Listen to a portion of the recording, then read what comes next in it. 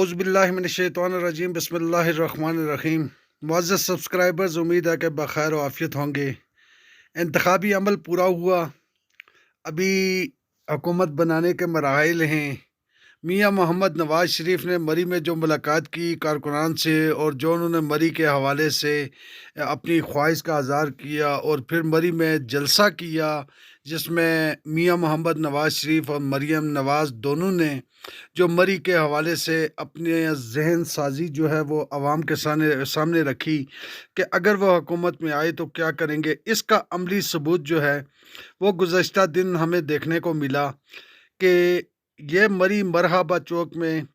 مسلم league نون labour wing ضلع مری کے صدر غالب بشیر کا کاروباری مرکز تھا، کیبن تھا، جہاں پر اچانک تحصیل میونسپل ایڈمنسٹریشن کا عملہ، چیف آفیسر انعام الرحیم اور ٹیکس برانچ کے جو سپریڈنٹ ہیں خالد عباسی، ان کی سربراہی میں پہنچا، جن میں انفورسمنٹ موجود تھی، پولیس موجود تھی، سول ڈیفنس موجود تھی، اور ٹی ایم اے کا اپنا ڈیمارشنگ سٹاف جو ہے وہ موجود تھا۔ اور غالب بشیر کے کیبن کو جو ہے وہ وہاں سے اس کو توڑنا شروع کیا، اس کی مختلف چیزیں اٹھانی شروع کی، اور اٹھا کر جو ٹرک ساتھ لایا ہوا تھا اس ٹرک میں پھینکنے کی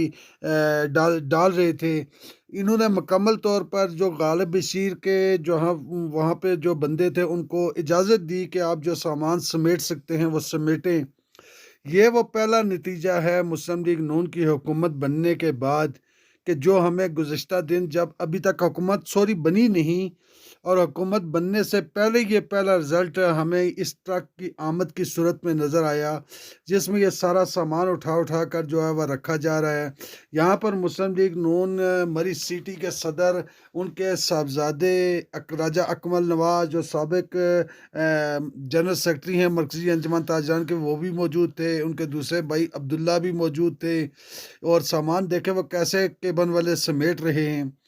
اب اگر یہ تو ناجائز تجاوزات کی آڑ میں یہ آپریشن ہوا ہے تو پھر انتظامیہ اس کی 100% یہاں پر سوال اٹھتا ہے کہ قصوروار ہے کہ یہ کیبن مال روڈ کے اوپر اور مرکزی جگہ پر اتنا عرصہ کیسے لگا رہا، اور اگر اس کے وجوہات پس پردہ کوئی اور ہیں جو سننے میں آ رہی ہیں کہ کوئی بدتمیزی ہے یا کوئی جھگڑا ہوا ہے، تو اس کا قطعی طور پر یہ حل نہیں ہے، نہ ہی قانونی نہ ہی اخلاقی، اور کسی طریقے سے کسی مذہب میں کسی معاشرے میں اس چیز کی اجازت نہیں دی جاتی کہ اگر کوئی انسان غلطی کرے تو اس کے آپ کے کاروباری مرکز کو جا کر نقصان پہنچائیں، یا اس کے گھر کو نقصان پہنچائیں، یا اس کے متبادل کسی دوسرے شخص کو نقصان پہنچائیں۔ اس کے لیے قانونی کارروائی کی جانی جو ہے وہ ضروری تھی، عدلیہ تھی،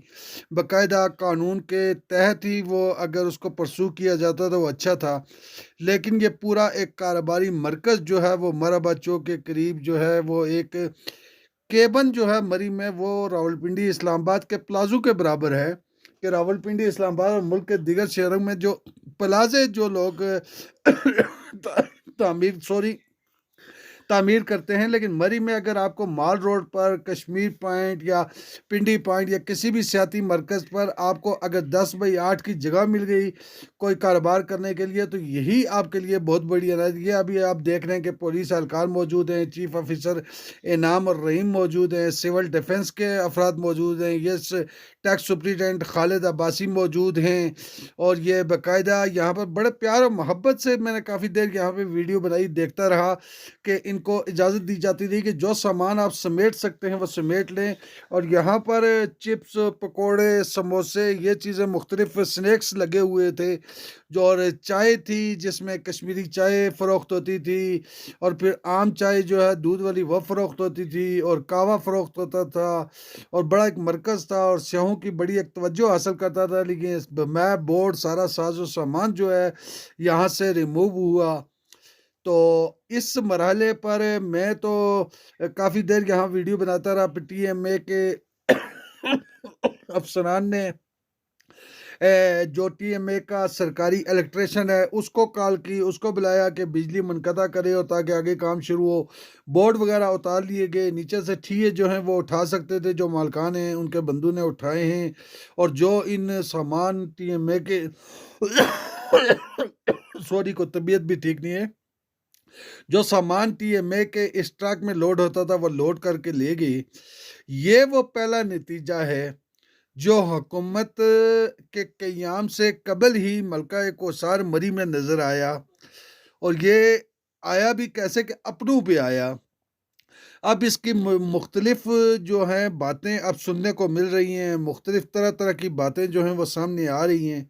लेकिन अगर यहाँ पर बतौर मरी का बासी अगर किसी के साथ गालिब बशीर साहब या उनके किसी अमले के बंदे ने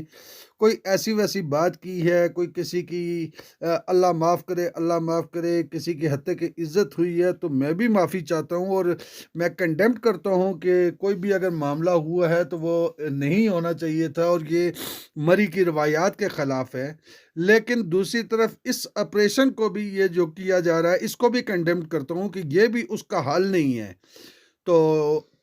अब आगे फ़ैसला अवाम ने और मुंतखब जो क़यादत है अब उसने करना है, क्योंकि अब तमाम तर जितने भी सरकारी महकमे और उनके एहलकारान हैं, उनकी तमाम तर तवज्जो एक मरतबा फिर ये अकमल नवाज़ साहब भी देखे जा रहे हैं जी, चीफ़ ऑफ़िसर और टैक्स सुपरिटेंडेंट से बात करके। तो मैं आपसे बात कर रहा था कि तमाम महकमे और उनके एहलकारान की अब तमाम तर जो तवज्जो ज़हन जो है वो राजगान हाउस घोड़ा गली की तरफ एक मरतबा फिर जनाब अल्लाह 2017 के बाद हो चुका है, क्योंकि इक़्तिदार में घोड़ा गली से राजा उसामा इशफाक सरवर जो हैं वो आ चुके हैं। गो के तहरीक इंसाफ के जो मद्दे मुकाबल थे उनके आज़ाद उम्मीदवार हमायत याफ्ता तहरीक इंसाफ के, उन्होंने चैलेंज कर दिया है, रिज़ल्ट रुक भी सकता है। सौ मामलात हैं, खैर ये कानून है पाकिस्तान का, यहाँ जिसकी लाठी उसकी भैंस, केस चलते रहते हैं, असम्बलियाँ भी चलती रहती हैं। असम्बलियाँ अपनी मुद्दत पूरी कर देती है लेकिन केसों के फ़ैसले नहीं होते। तो मुझे यहाँ पे इजाज़त दें, रहनुमाई के लिए फिर आपका नंबर रखे जा रहा हूँ। अस्सलामु अलैकुम वरहमतुल्लाहि वबरकातुहू।